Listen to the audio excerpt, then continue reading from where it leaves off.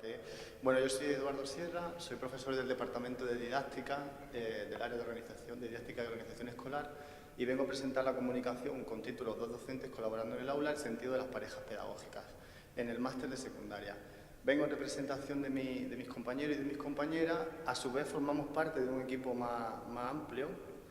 que hemos desarrollado durante este curso el proyecto de innovación docente que tenéis ahí con título Aprendiendo en relación, las parejas pedagógicas y la formación inicial del profesorado. Aunque la experiencia que yo voy a contar brevemente se centra, como he dicho, en el máster de secundaria, el proyecto ha estado también desarrollado en varias asignaturas de los grados de educación infantil y educación primaria. Y ahí tenéis, a grandes rasgos, los objetivos que nos marcábamos con el proyecto. Para nosotros, el funcionamiento por parejas pedagógicas consiste en el hecho de que dos profesores participamos activamente en el diseño y en el desarrollo de la asignatura. Y no es solo que compartimos la carga de créditos de una materia, sino que desarrollamos, nosotros echamos horas extras porque hacemos más del 50% de la docencia, la hacemos de forma en que estamos los dos profesores dentro del aula. Y esto responde a un interés por nuestra parte, como se puede ver a partir del primero de los objetivos, por tratar de ofrecer una respuesta pedagógica a nuestros estudiantes, futuros maestros y maestras, y profesores de secundaria, que sea acorde a los planteamientos teóricos que tratamos de poner en marcha. Entonces nos parece que es un mecanismo muy vinculado, como vemos ahí, a la idea de atención a la diversidad y al hecho de que, como he dicho, exista una coherencia, buscamos que exista una coherencia fuerte entre nuestros planteamientos teóricos y nuestra metodología, algo que los estudiantes reconocen y valoran muy positivamente, pues una de sus críticas en muchas de las titulaciones, al menos así nos lo comentan a nosotros, tiene que ver con esa falta de coherencia, ¿no?, entre los discursos y las prácticas de los docentes en la universidad.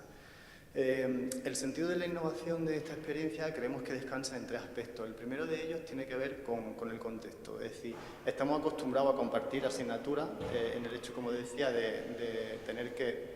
repartirnos la carga de crédito de las materias, pero hablamos de una experiencia innovadora en el sentido de que, como decimos en el segundo de los aspectos, en el sentido de las parejas, buscamos que fuese una interacción didáctica voluntaria, intencional y planificada. Como podéis imaginar, esto requiere, si ya de por sí hay un trabajo importante en la coordinación de materias, cuando colaboramos más de un docente, llevar a cabo esta experiencia pues nos ha hecho tener que trabajar muchas horas, en tanto, como digo, en la planificación, en el seguimiento de la asignatura, como en su evaluación final. Y creemos también que el sentido de la innovación de esta experiencia descansa en el tercero de los aspectos, que es su transferibilidad, la capacidad que creemos que existe en esta forma de proceder, en esta metodología, que es aplicable potencialmente en asignaturas, diría que de cualquier titulación, ¿no? El funcionamiento a través de parejas pedagógicas es una práctica que en nuestra facultad y en varias de las asignaturas en las que participamos los componentes del proyecto de innovación se lleva haciendo desde hace años.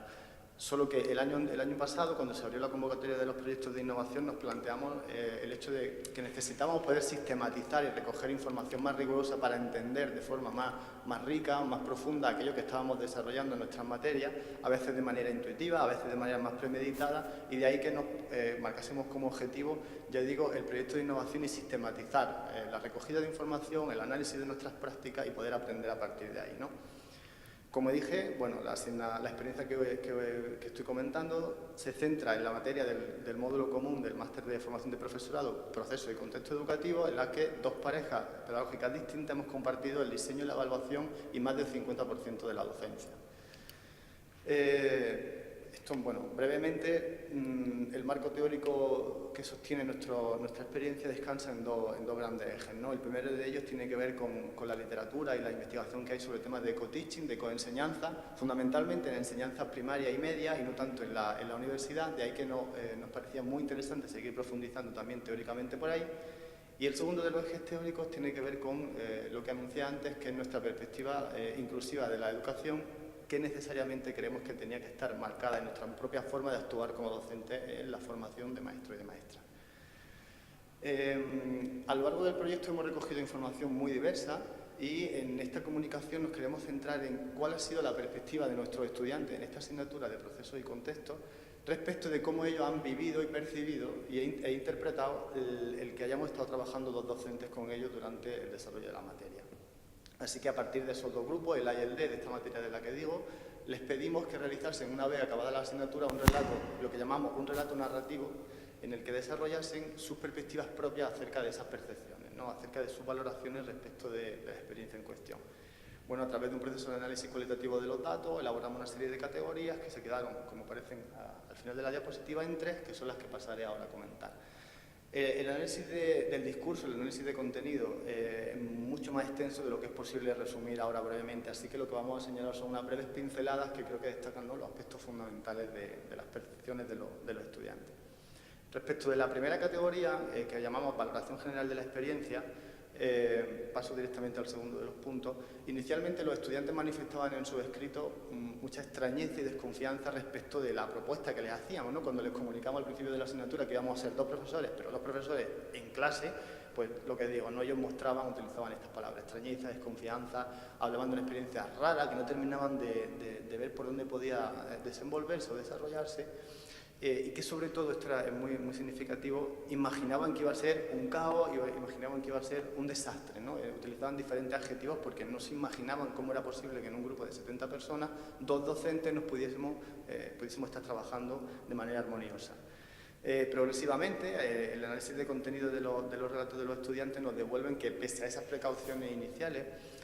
sí que valoran que el desarrollo de la experiencia fue, como decimos ahí, unas sesiones muy ricas e intensas en las que pudieron encontrar una práctica muy valiosa para su formación como maestros, como maestras y para su futuro profesional.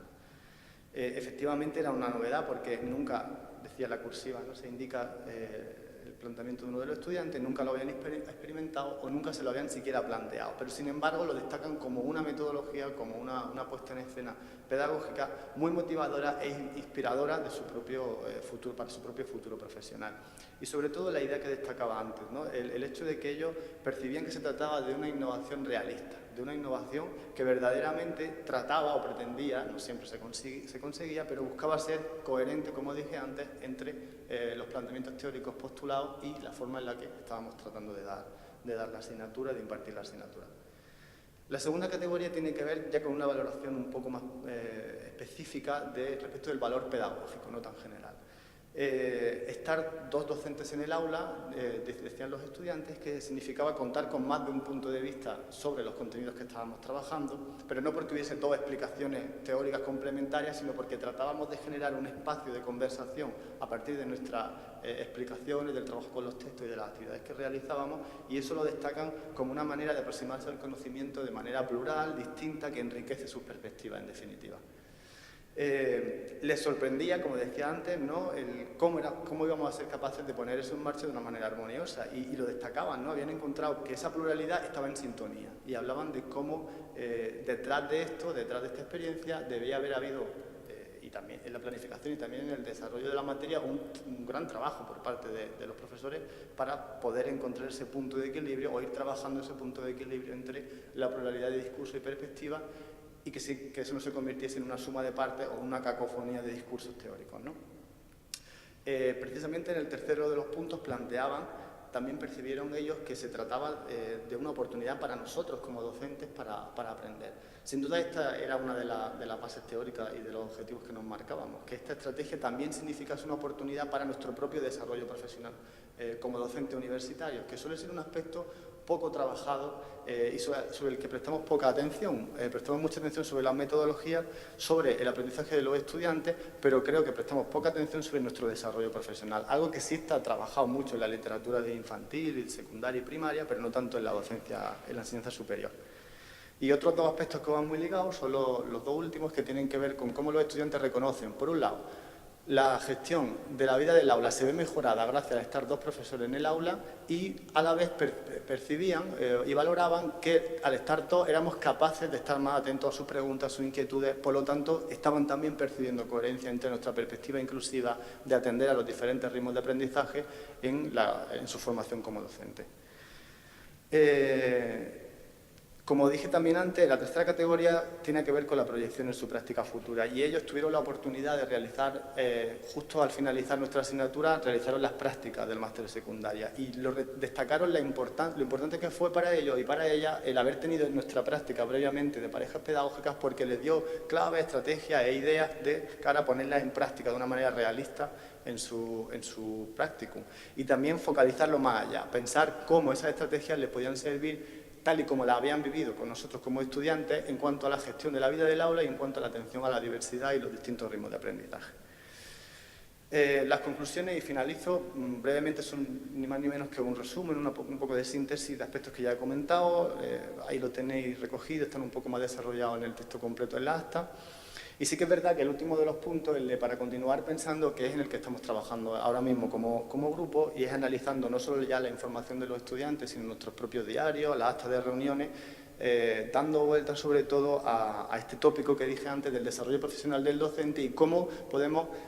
sistematizar y extraer claves para poner en marcha parejas pedagógicas que sean cada vez más potentes, más ricas y signifiquen verdaderamente una oportunidad de aprendizaje para el profesorado.